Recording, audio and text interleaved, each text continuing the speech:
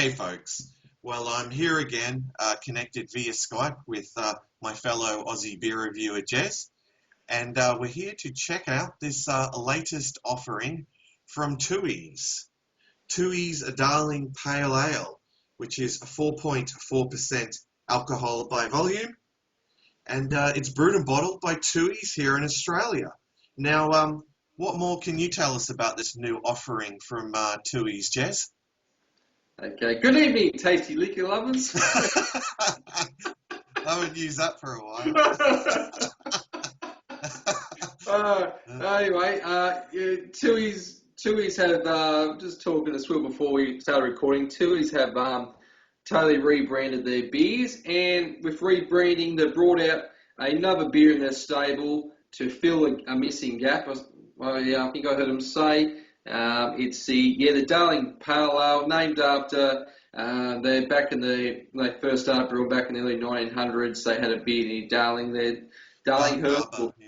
Yeah, Darling Harbour. They were somewhere there, and so that's where the name come from. They go, and then as you can see, these bottles they've got signatures on them of the Tooheys brothers, I'd say.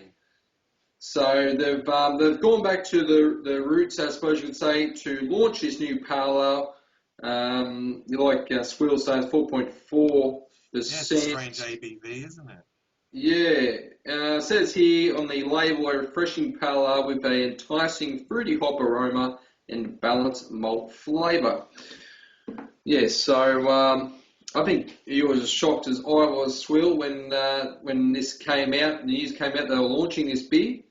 I didn't see this one coming, I'll be honest. No, well, the truth is the market is saturated with pale ales. Yeah, and for Tooheys to bring out yet another one, it's a strange move on their behalf. Yeah. I was kind of hoping that they'd bring out something like more seasonal, maybe like a Tooheys Bock beer or something like that. A lot of brewers in the States do something like like a winter or an autumn beer, something. But anyway, it has been. Remember that I think we reviewed together that Crown Golden Ale. We did indeed. We struck while the iron was hot with that one, as we're doing with this one here, folks. Yeah. It was. I had to go to. I couldn't get this at Dan Murphy's. I had it on stock. It said online, but obviously it was out the back, and they just haven't got it out yet. So I went to another liquor shop, but luckily it was the same price as that little liquor shop that is at Dan Murphy, so I didn't lose any money there. So no, and you had to search long and far to get yours. Oh yes, I had to go to 4 liquor stores to find this. Yeah, and believe it or not, First Choice Liquor didn't actually have it, and they're a massive chain, with a huge variety of beers, in their inventory. So that was a most shocking experience. But I actually found it just at a little Celebrations liquor store not far from home. So that really surprised me. And the guy had only just put it in the fridge in the last half an hour. Yeah, well, that's dedication. Dedication. Search. They never give up. That's one thing. Yeah, never give up. Never give up. That's the kind of dedication we have for you, folks. That's the sort of dedication we have for beer. Anyhow, I think it's time that we got stuck into these. And obviously, they're twist tops. Yes, tops. Keep them Tooheys. Crack them open. Oh, some nice smoke there. Yeah, same here. Yeah, Pour that into this footed beer glass. Just going to pour it into the pint. The pint. The famous Gez pint. The $1 pint. It served me so well, it hasn't broken yet, touch wood. All right, well, as far as the colour goes, it's, definitely, approaching the amber spectrum there. It's, very golden, but, it's definitely, looking like just this beautiful amber fluid, very clear and, moderately carbonated. I didn't get a very impressive head. I think I got maybe just one finger when I poured it. You want some of this? Yes. That's what I poured in your glass. Yeah. I've got to be aggressive towards the end of it. Yeah, I'll just top mine up. It kind of reminds me of the colour, straight off the bat, remind me of Fat Yak from Matilda Bay. Yeah. It's that kind of, like, on the amber spectrum, very similar to Fat Yak. And yeah, like, so good amount of head there. And I have found this beer, because I've had two before, only one in the glass, but it will lace a little bit. It did for me earlier, so I got home from work. So anyway, on to the aroma. yeah. Well, there's a subtle sort of fruitiness coming through there. I would probably say sort of passion fruit or sort of piney notes. It's not as pronounced as I was hoping it was. No, it's a little bit more like for me, I get a bit like dull citrus smell, like just a little bit of citrus fruits. Well, there's some, citrus there too, yeah. Okay, well, I have to say I'm a little bit disappointed with the aroma, Gez. Yeah, it's not as strong as the Fat Yak, but yeah, we'll see how it goes in the taste, I reckon. All right, well, cheers to you, my friend. Ching. Wait, I want to go ching. Oh, totally. Oh, God. Yeah, it's a Thursday.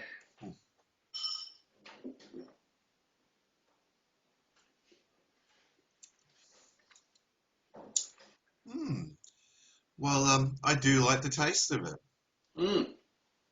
It is a nice balance of, malt and, hop bitterness. And it goes down pretty smooth. I'm quite impressed by this first gulp. I think we'll have to have another. For me, like you say, the aroma is pretty mild, but it does have a good, nice amount of malt, like a sweet kind of. We get on the as we talk about caramel malts, caramel toffee, but it kind of reminds me. They haven't gone for an Australian pale ale. They've gone for this. To me is an American pale ale style, a bit like Fat Yak. Not as hoppy in the citrus and all that and the pine, but just the malt. The Australian pale ales don't have that. They don't really have that kind of caramel sweet malt, do they? So no. Yeah, it's very different. But I have to say, so far I'm quite impressed by it. Yeah, very good. Balance of flavours there. It's surprising, isn't it? I was surprised when I first had my when I first tried it. Was not expecting it.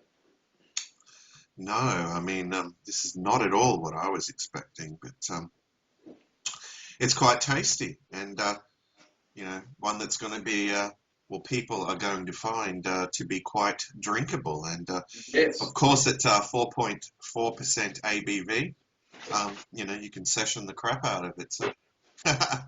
That's it. That's exactly right. And that's what it is. You knocked it on the head. It's very drinkable, and that's what they were going for. They didn't want to scare people away. There's just enough hop there, maybe to say you go to the pub. There's no other beers there. Maybe they might even have these on tap eventually. And I can see a lot of people who like the craft beers would probably have this over, say, typical house, typical lager that's in a pub, like your Tooheys or your Carlton beers. I suppose if it was a Carlton beers, you really wouldn't have Tooheys there, would you? But anyway. It's got a decent sort of breadiness to it as well that I like, and you get that grass in the finish there as well. It's very nice. They've done well with this. Yeah, they've done very well with this brew. Yeah. I 100% agree. Not a real lot of bitterness, but you wouldn't expect it, eh? But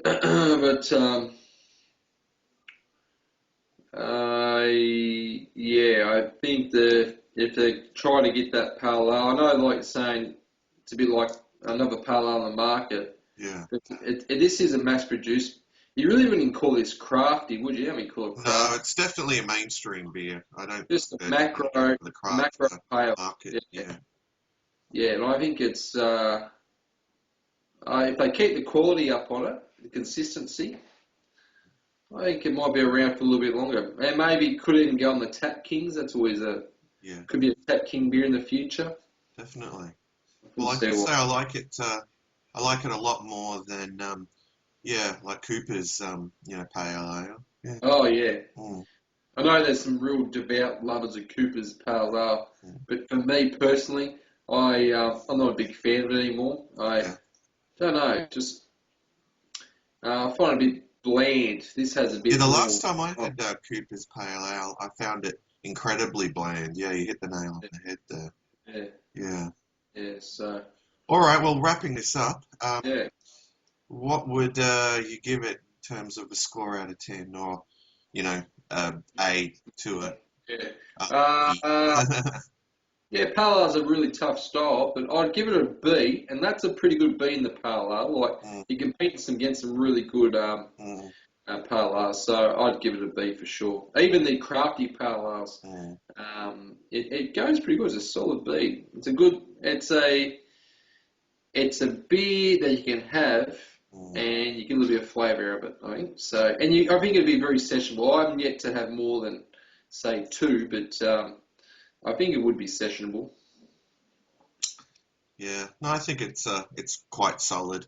I mean, it's it doesn't really blow my mind in any way, but Yeah. it's drinkable, it's sessionable. Um, yeah, there's not really a terrible lot that you could complain about. No. Um, yeah, I mean, there probably are going to be some people who are, kind of expecting it to probably be more of a hot bomb, but yeah, I think they have to realize, like, we were discussing the market they're going for. I don't, think, they're trying to, market it as a craft beer, at all. It's just a mainstream pale ale, as you said. Yeah. But, If you want something hoppier, you can always just. There's plenty of beers on the market. The Sierra Nevadas are widely available. yeah. If you want something hoppier, there's no excuse not to be able to get Sierra Nevada or Oh, even. yeah, most definitely. They're pretty much the benchmark, Yeah. for that style. Anyway, in terms of a score out of 10, I'd probably be inclined to give it an 8.75 out Yeah. of 10. Yeah. Uh, So anyway, Jez, yes, it was most interesting to review this new offering from Tooheys with you. yeah. Yeah. Thanks for having me. Mm. All uh, right. All right. Well, yeah, yeah. and to you, the viewer, who has sat through the last 13 or so minutes of this, thank you very much. And yeah, hopefully we'll be back again for another collaboration soon. So until next time, folks, fare thee well, or Go Manchester United.